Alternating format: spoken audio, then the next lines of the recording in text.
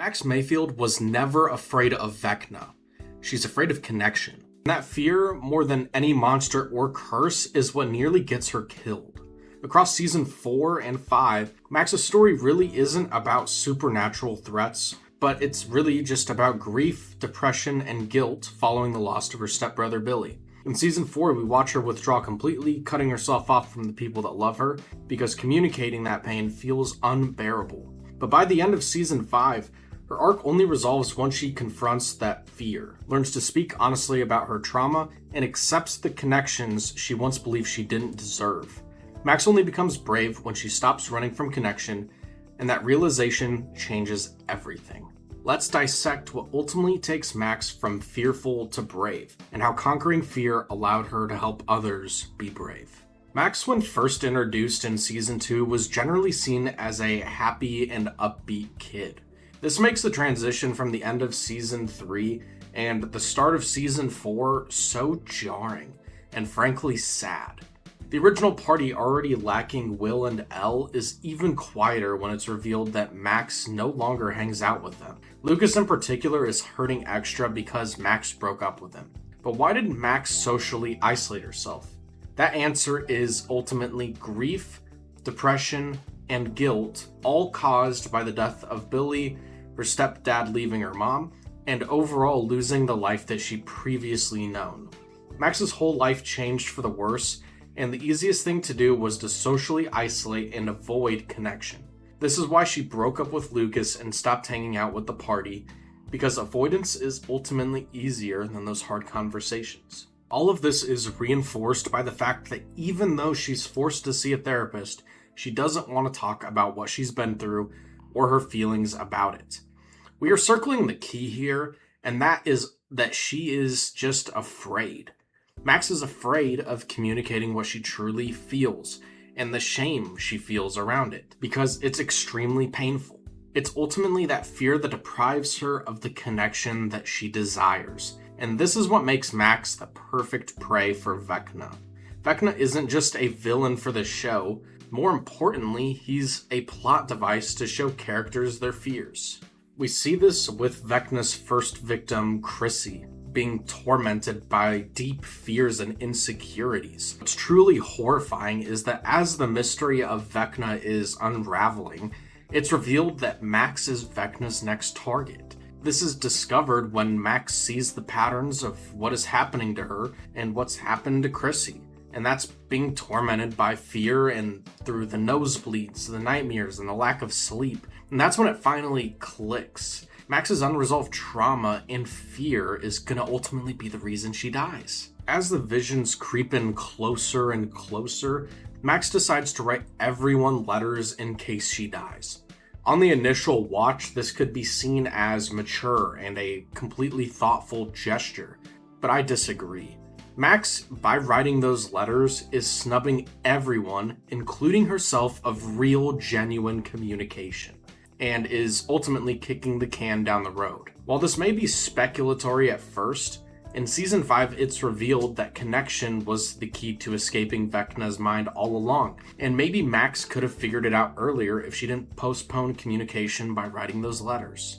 This can even be applied to the cemetery moment, where we get one of the most iconic scenes in the entire show, with that running up that hill moment. It cleverly shows that the music helps Max see all the moments of connection, and subtly foreshadows that it wasn't just music. The music is the aid that unlocks Max's memories of connection with Elle, with Lucas, and the rest of the party. Max has been repressing and denying herself the human connections she needs to escape, even before we as an audience knew it.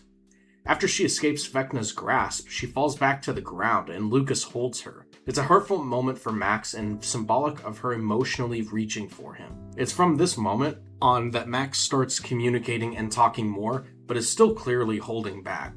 This is perfectly shown when Max volunteers to be bait for Vecna at the Creel house. On the surface, it would appear that Max is being brave, but if we look just one layer deeper, we can see that it's all a facade. When Max reaches back out to Vecna, she states that she had almost wanted Vecna to kill her. And this could have been a lie to prolong him, keeping him in a trance, But when we look at the context of what she's been dealing with, it sounds more like a confession. Max doesn't want to die, but still sees this moment as a way to end her suffering and guilt since Billy's death.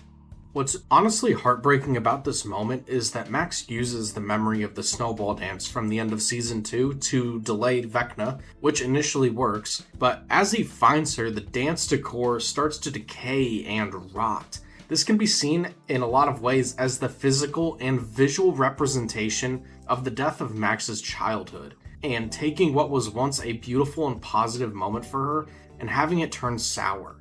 Ultimately, the plan both fails and succeeds. As Vecna runs from the battle, Max is ultimately left crippled and effectively in what seems to be a coma. How Max responds while trapped in Vecna's memories is what starts that transition from fear to bravery. When we are reunited with Max in Season 5, she isn't quite running anymore, but she still isn't free. Her body is still in a coma in a hospital bed, while her mind is imprisoned inside of Vecna's. She's stuck reliving the same terror over and over again, forced to exist inside the place where fear once consumed her completely. And yet, despite that, this version of Max is fundamentally different from the girl we saw running for her life. Interestingly, Max now understands something she didn't before. Inside Vecna's mind, Max encounters Holly, another victim, though unknowingly, and instead of shrinking away from that human connection with Holly at the risk of her life, Max does the bravest thing she possibly can by reaching out. She explains to Holly who Vecna really is, and she explains the pain, the manipulation, and the cruelty, but more importantly, she explains how she survived him. Max begins to recount when she was first stuck in Vecna's mind, and is forced to relive the trauma of almost dying over and over again. She shares details about when she was first cursed, being stalked by Vecna and then hunted by him, before nearly dying and finding herself trapped inside Vecna's memories just to stay alive. What's fascinating here is how the show mirrors Max and Vecna at the same time. Vecna uses traumatic memories as weapons and traps to break people down, but he's completely terrified of his own past and trauma. Vecna refuses to confront the past that he is completely terrified of. Max, on the other hand, moves through those memories of pain, fear, and trauma with grace and motivation. This contrasts perfectly with Vecna. Max doesn't deny, avoid, or ignore her painful memories, but rather she chooses to confront them now. And that's where I believe her bravery really begins. As Max and Holly try to escape, they're forced to navigate Holly's traumatic memories too. And this is too important for the development of Max's arc. She believes she can help Holly because she's already taken this path herself. Max's bravery isn't in the absence of fear, it's with the knowledge that fear can be survived and ultimately overcome. Even when Vecna closes in on them, Max still doesn't give up. With the help from Will's sorcery, she keeps Holly moving, helping her stay focused on the escape even when it feels hopeless. And in doing so, something powerful happens. Holly begins to believe in Max too. Their bond forms not only through strength or power, but through shared vulnerability. Eventually, they find themselves in Vecna's traumatic memories and explore his origin story. It's then that Max finally understands what saved her before. It was never just the music. The music was a sensory add-on, or rather a conduit to channel what Max really needed to escape. What truly pulled Max back in Season 4 wasn't Kate Bush's voice, but the human connection the song represented. The reminder that somebody loved her, and that someone was reaching out, and that she was never alone. Max then realizes when she's near these emotional portals, she can feel Lucas grabbing her hand, and she can feel herself being pulled back. It wasn't by sound, but it was by love and connection. And I believe this is where Max's transformation completes. True bravery for Max isn't just surviving her own fear, but it's teaching someone else that they can survive theirs too. Max tells Holly what she once needed to hear herself. You are braver than you think, and fear doesn't disqualify you from being heroic, but it's what makes heroism possible in the first place. By helping Holly believe she can be brave, Max finally proves her own bravery to herself. That's the difference between the Max we met in Season 4 and the Max we see now.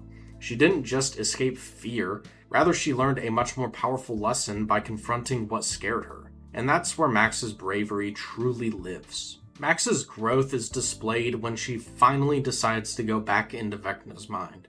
Despite being trapped for so long and finally regaining connection with the real world and with the party, she makes a conscious choice to go with Elle and Callie back into Vecna's mind. On a surface level, Max does this to help the kids, but if we look one layer deeper, Max does this to inspire Holly. It may sound a little ridiculous, but Max going back there wasn't just about saving those kids. It was about Max inspiring Holly to be brave and to conquer her fears.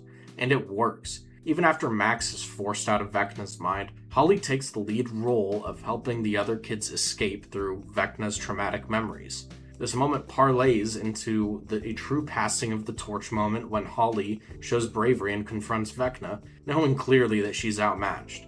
But why does Holly do this? And it's ultimately because Max showed her what bravery really looked like. Max Mayfield doesn't become brave because she stops being afraid. She becomes brave because she stops believing that she's alone. For most of her story, Max avoids connection because it hurts. Talking about Billy is painful, loving Lucas is difficult, and letting people see her pain is uncomfortable. And Vecna thrives in that silence. He feeds on the fears we refuse to share.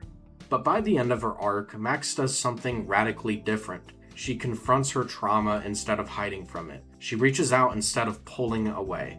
And most importantly, she takes what she's learned and gives it to someone else. Max's bravery isn't proven when she survives Vecna. It's proven when she teaches Holly how to survive them too. And that's why Max's story resonates so deeply. Because real bravery doesn't eliminate fear, it turns fear into connection and connection into hope. In a world full of monsters, Max Mayfield becomes brave by reminding us that we don't have to survive alone.